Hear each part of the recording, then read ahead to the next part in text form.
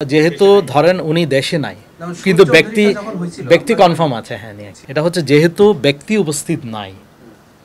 তাহলে এটা ভাঙার কোনো সুযোগ নাই। মানে ব্যক্তি বর্তমান আছে, মানে বেঁচে আছেন, ওনার কেউ আছেন কিন্তু উনি অনুপস্থিত, সেই অবস্থায় ভাঙা যাবে না। যদি এটা করতে হয় তাহলে সংশ্লিষ্ট কোনো আইনে করতে হবে। মানে যেই সংস্থা এটা খুলতে চাচ্ছেন সেই সংস্থার আইনে যদি প্রাধিকার দেওয়া থাকে তাহলে ওটা খুলতে পারবেন, আর যদি না হয়ে থাকে তাহলে এটা করতে পারেন আদালতের নির্দেশে, তাদের আইনে খুলতে পারবে। কারণ এটা ব্যাংক কোম্পানি আইনে এই সংক্রান্ত সরাসরি নির্দেশনা নাই, সুতরাং এটা করতে পারে জিনিসটা। না, অবশ্যই থাকতে হবে, কারণ এটা তো ব্যাংকের জিম্মায় আছে জিনিসটা, ব্যাংকের হতে হবে এবং এটার একটা লিস্ট তৈরি করতে হবে কী কী পাওয়া হয়েছে, এটা সবাই মিলে এটা সিগনেচার করতে হবে এই জিনিসগুলো তালিকায়, জব্দ তালিকায় পাওয়া গেছে। কারণ এটার মধ্যে শুধুমাত্র যিনি যে ব্রাঞ্চে পাওয়া যাবে সে ব্রাঞ্চ ম্যানেজার না, ওই ব্যাংক থেকে আরও প্রতিনিধি দিবেন, ম্যাজিস্ট্রেট উপস্থিত থাকতে হবে। এটা হচ্ছে গোয়েন্দা কর্তৃপক্ষ ব্যাংকের কাছ থেকে যেটা জানতে চেয়েছে এই নামে কোনো এই ধরনের লকার আছে কিনা, ব্যাংক কর্তৃপক্ষ সেটা নিশ্চিত করেছে, কিন্তু তাদেরকে এই নিয়ে কোনো ব্যবস্থা গ্রহণ করা বা এটা নিয়ে এই সংক্রান্ত কোনো নির্দেশনা তারা পায়নি। শুধু জানতে চেয়েছে তথ্যটা, এই যে এই ধরনের কোনো লকার আছে কিনা সেটা ব্যাংক নিশ্চিত করেছে। খোলার প্রক্রিয়াটা আসলে ব্যাংক কোম্পানি আইনে সরাসরি এই ধরনের খোলার প্রক্রিয়া বলা নাই, আইনে নির্দিষ্ট করে বলা আছে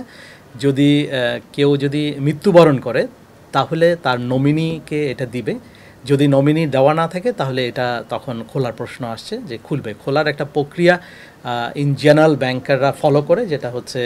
সরাসরি কোনো নির্দেশনা ব্যাংকে ওপেন নাই বা এই সংক্রান্ত কোনো সার্কুলার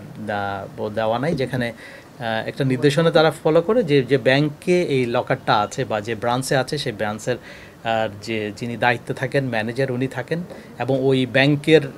যে দুইজন কর্মকর্তা প্রতিনিধি হিসেবে পাঠান, এবং এটা খোলার আগে অবশ্যই একটা দিনক্ষণ ঠিক করে ঘোষণা দিতে হয় এবং এটা ম্যাজিস্ট্রেটের উপস্থিতিতে এইটা খোলা হয়, এবং খোলার পরে এটার একটা জব্দ তালিকা তৈরি করতে হয় কী কী জিনিস পাওয়া গেল, তো সেই তালিকা মোতাবেক পরবর্তীতে ব্যবস্থা গ্রহণ করা হয়।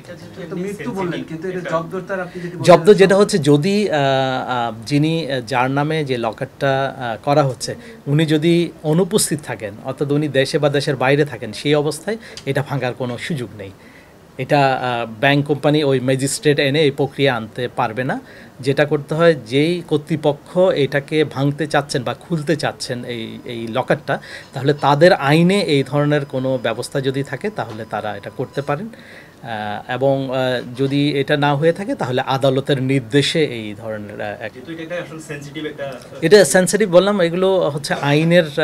যদি আইনে ওভাবে পুরোপুরি করা হয়নি, কারণ এটা লকারটাই রাখা হয়েছে, এটা একদম পার্সোনাল জিনিস রাখবে যেখানের মধ্যে এখতিয়ার ওগুলো কারো থাকবে না, আপনি জিনিস রাখতে পারবেন, সেই কনসেপ্ট থেকেই তো লকার সিস্টেম হয়েছে, এবং দেশে বিদেশে সব জায়গায় কিন্তু একই নিয়মে চলে, এটার গোপনীয়তাটা থাকে।